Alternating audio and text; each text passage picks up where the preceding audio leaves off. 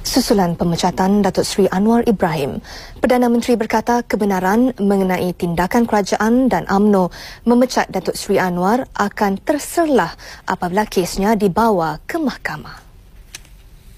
Kita akan lihat kerana setakat ini mereka masih tidak percaya tentang apa yang kita telah kata.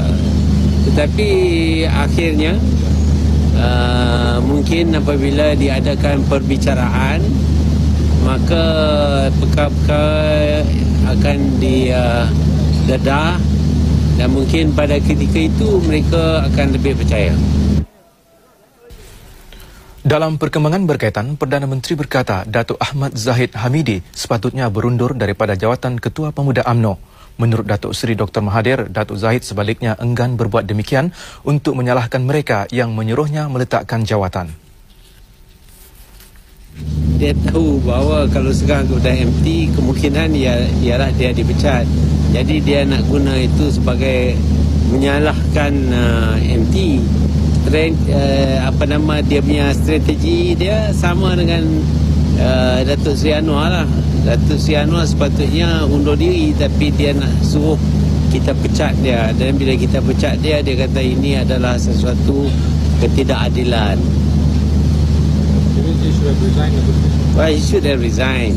Datuk Seri Dr. Mahathir berkata demikian ketika ditanya mengenai kenyataan Datuk Zahid yang mahu kedudukannya sebagai Ketua Pemuda ditentukan Majlis Tertinggi MT. Kebanyakan pemimpin pemuda UMNO mahu Datuk Zahid meletakkan jawatan kerana berpihak kepada Datuk Seri Anwar yang dipecat daripada Kabinet dan parti.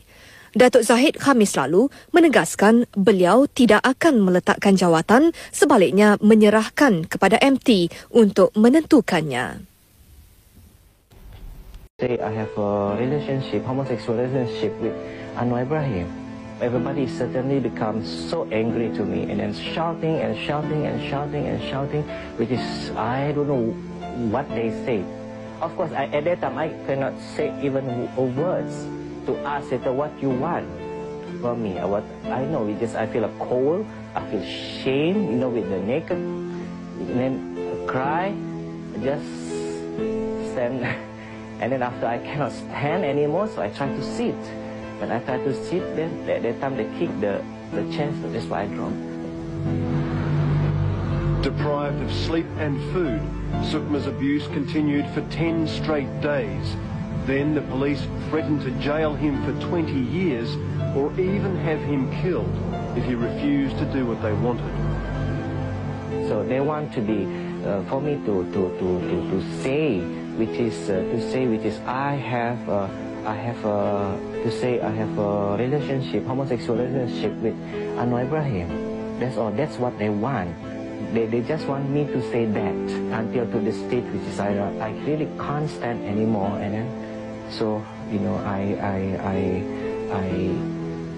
really blank at that time. So okay, I don't know what to do. So far I didn't do anything bad, even whatever, and then same thing also I didn't do anything with my brother, with the Anwar Ibrahim. But whatever you want to do, so I follow you because I can't stand anymore. So do you know how long they knew each other? Out on bail, Sukma still has to serve 6 years jail for aiding and abetting Anwar's sodomy of Azizan Abu Bakr, a crime he says police fabricated. But this frightened man's confession gave the prosecution a vital step in their conspiracy to frame Anwar. Sebab apa saya tak mau panggil Anwar ni pelewat? Dan saya hadir perbicaraan Anwar tiap-tiap hari perbicaraan diadakan. Saya hadir every day. So saya tahulah apa berlaku di dalam mahkamah. Biar saya cerita sikit tentang perbicaraan yang saya saksi, saya hadir di dalam mahkamah tiap-tiap hari, ya. Nombor 1. Dia ada 3 elemen di dalam indictment. Tanya mana-mana lawyer. Any lawyer akan beritahu 3 indictment di dalam tiga elemen di dalam satu indictment, satu charge. Number one, apa kesalahan dia? What is the crime? Number two, okay, di mana kesalahan itu dilakukan? Where was the crime committed? Number three, tarikh semasa kesalahan itu dilakukan. The date of the crime. Anwar dituduh melakukan jenayah sodomi. Okey, clear. Nombor dua. Anwar dituduh melakukan jenayah sodomi di apartmen nombor sekian-sekian di Tivoli Villa di Bangsa Kuala Lumpur. Clear.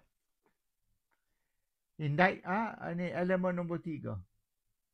Anwar dituduh melakukan jenayah sodomi di Tivoli Villa tarikh sekian-sekian. Okey. So, start perbicaraan. Bila start perbicaraan, peguam bela, lawyer Anwar beritahu hakim, charge ni cacat. Oleh kerana tarikh tu, elemen yang ketiga tadi, tarikh yang Anwar dikatakan melakukan kesalahan, bangunan tu belum bina lagi. Macam mana Anwar boleh lakukan jenayah di dalam Tivoli Villa bila Tivoli Villa tu belum bina lagi?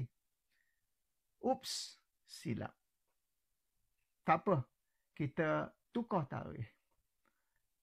Main tukar tarikh je. Okey. So judge kata, tak apalah tukar tarikh.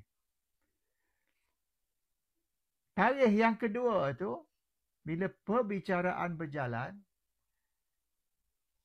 saksi yang juga mangsa, Azizan Abu Bakar berkata, dia diliwat semasa dia bekerja sebagai driver Wan Azizah. Semasa dia berkhidmat dengan Wan Azizah, semasa itulah dia dilewat. Tapi yang tarikh yang kedua ni, dia dah berhenti kerja. Dia dah tak kerja dah dengan Wan Azizah. So macam mana tarikh yang kedua ni boleh diguna pakai? Ups. Silap sekali lagi. Tukar tarikh sekali lagi. Dan kali ni dia tengok, okey, Tivoli Villa dibina tarikh sekian-sekian. Siap lah, siap. Dan Azizan berhenti kerja tarikh sekian-sekian. So kita akan pilih satu tarikh di antara dua tarikh ni. Tarikh bangunan dibina, tarikh Azizan berhenti kerja, kita ambil tarikh di tengah-tengah. Boleh ke macam tu? Arwah Christopher Fernando, peguam Anwar Ibrahim, tanya Azizan, Anwar lewat awak ke tidak? Azizan jawab tidak. Terkejut satu mahkamah. So saya nak tanya sekali lagi. Second time. Anwar lewat awak ke tidak? Dia kata tak.